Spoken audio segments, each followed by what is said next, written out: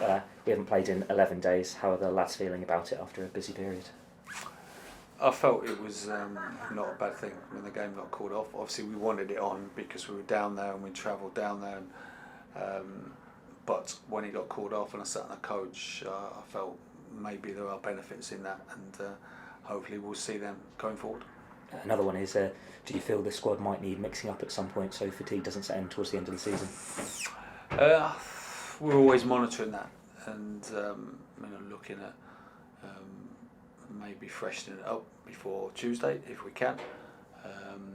But I do feel there's players within the squad who've got more to offer than they've had the opportunity to do so. And there's so much of the season left. There's 20 games left, so there could be other players who maybe not have emerged. Max Clayton, for instance, who could become a key player for us. Big on this. Do you think we'll win promotion this year? Oh, blimey. Yeah, it's a tough question. I feel that if you give us this position at the start of the season, we'd have been ecstatic, in terms of the summer kind of change round and the problems we had. So we're in a challenging position. The spirit in the camp is good. There's an excellent determination amongst a group of players. Come Tuesday night at 12 o'clock, if we've managed to keep hold of our best players, which really I'll be delighted if we have, and I think we will, and maybe freshened it up in one or two areas, then I think we've got a good chance. What improvements are you looking for from the game against Swindon? We felt against Swindon that we were a little bit off the pace. We detected it in the build-up during the week.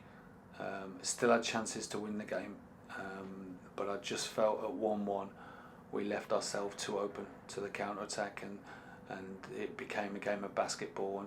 And you see it in the Premiership at the moment. I think Liverpool, for example, against Swansea, at 2-2. There's got to be a balance somewhere where you want to go and win the game, but you've got to make sure that you don't do it in such a cavalier fashion that you end up losing it. So I just felt that Scunthorpe 1-1, we won the game with the right way, with a good balance. The sub came on and won it for us. Swindon, we went a little bit too gung-ho, not so much in kind of the personnel, just in case of like committing too many players ahead of the ball, and I think the supporters saw, we looked vulnerable to their counter-attacks and eventually got punished. A latest on the transfer window for us, ins and outs, and do you think it'll go to the death like it did in the summer? Yeah, at the moment you've got so many managers trying to get players in, and before they'll let anybody out, and I'm the same. You kind of more proactive on the ones you want in than concentrate on the ones out. So we're torn to players. If spaces become available in our squad, obviously we've got to get situations lined up to make sure we're strong going forward. So if there is some movement and it's beneficial, that'd be great. But like I said earlier, I think the key point, and our supporters, I hope, will back me up on this, that the board could have, in our current situation, easily cashed in on a couple of our young players, and I think for the future of the club that could have been damaging. And as it stands on Friday afternoon, we've managed to keep this squad in the main together. With the club's financial situation, do you reckon we might be promoting a few more academy players before the end of the season?